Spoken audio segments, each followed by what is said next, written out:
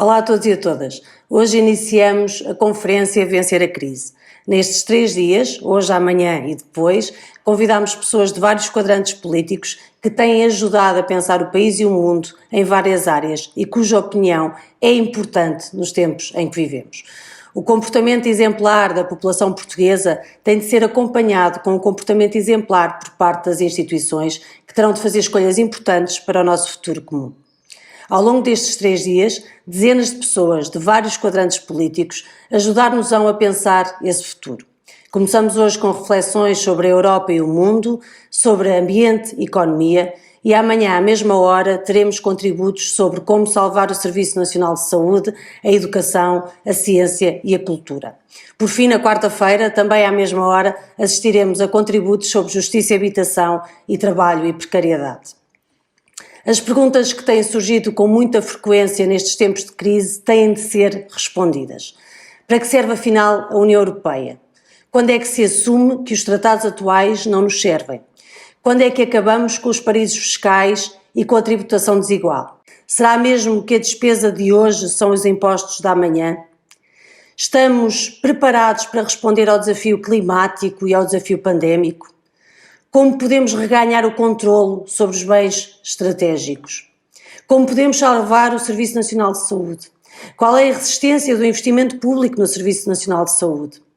Qual é o papel dos privados? Como repensar a educação pública? Como proteger a ciência? Como proteger a cultura? Como reforçar a justiça?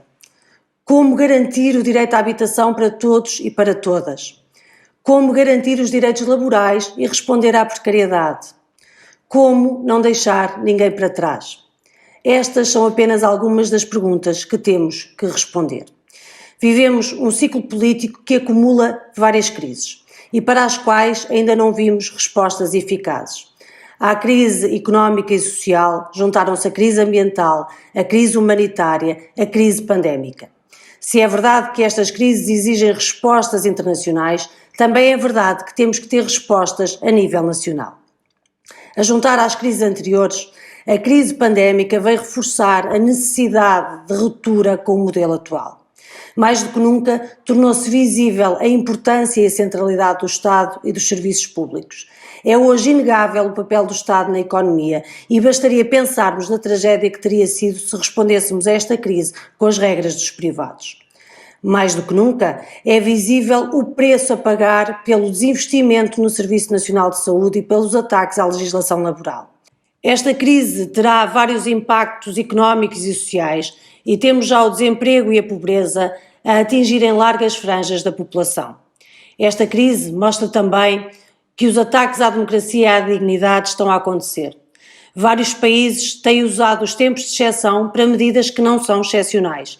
E vimos-lo bem na União Europeia, onde países como a Hungria e a Polónia passaram várias fronteiras democráticas e se preparam para passar ainda mais.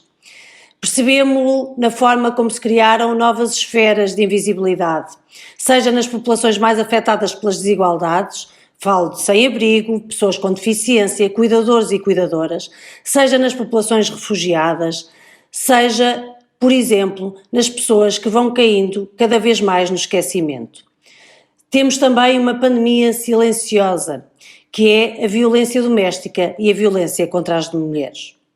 É evidente que quando em Portugal se abandonam tantos trabalhadores e tantas trabalhadoras em situação de precariedade, é evidente que quando em Portugal se recorre tanto ao layoff e quando se deixa tanta gente sem rendimentos e ao mesmo tempo assistimos à distribuição de rendimentos pelos acionistas de grandes empresas, como foi o caso da Galp ainda há poucos dias, que decidiu distribuir 318,2 milhões de euros logo depois de ter anunciado a suspensão das atividades e da refinaria de Sines, que estamos num momento de desigualdades e que estas têm que ser combatidas.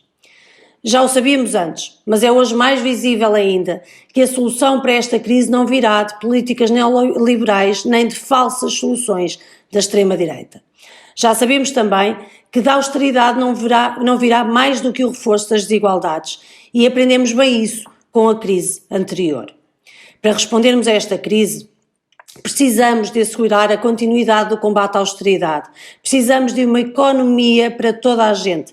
Precisamos de um verdadeiro combate às alterações climáticas. Precisamos de defender quem vive do trabalho e da pensão. Precisamos de uma gestão de contas públicas ao serviço de quem vive e de quem trabalha em Portugal. Precisamos de uma reforma fiscal a sério, do fim dos benefícios fiscais injustificados, da reestruturação da dívida e da recuperação dos bens públicos. Precisamos de proteger os direitos de quem trabalha, da igualdade entre homens e mulheres, o respeito pela vida independente das pessoas com deficiência. Precisamos de garantir os direitos de quem cuida, de garantir os direitos das minorias, de acolher as pessoas imigrantes e refugiadas. Precisamos fazer frente ao racismo e à xenofobia. Precisamos de promover o Serviço Nacional de Justiça e de combater a corrupção. Precisamos de democratizar a economia para vivermos sem medo, de proteger o emprego, de criar habitação acessível, de salvar o Serviço Nacional de Saúde, de garantir o respeito e combater o preconceito. Precisamos de uma maioria comprometida com a democracia, de uma política ao serviço de quem está mais desprotegido. Da União Europeia tem-nos chegado respostas fracas e insuficientes. Precisamos, por isso, defender a autonomia do país na tomada de decisões, incluindo no que respeita a processos de nacionalização e no que respeita ao investimento público associado a serviços públicos essenciais ao cumprimento das metas ambientais. Reivindicaremos uma inversão das prioridades da política monetária para que se coloque como objetivo primário o pleno emprego e defenderemos uma política de coesão. Defenderemos ainda a definição de padrões de proteção laboral, social e ambiental que travem a corrida para o fundo nos direitos e na sustentabilidade. A União Europeia tem agora a sua última oportunidade para mostrar que pode ser um projeto de democracia, liberdade e solidariedade. Ou isso, ou que não nos serve, nem serve aos povos europeus. Vivemos tempos desafiantes e complexos. Está à prova a nossa capacidade de resposta. Nestes 3 dias, ouviremos quem nos pode ajudar à mudança estrutural do modelo económico e social. Obrigada a todos e a todas que aceitaram este desafio. Vamos a isso.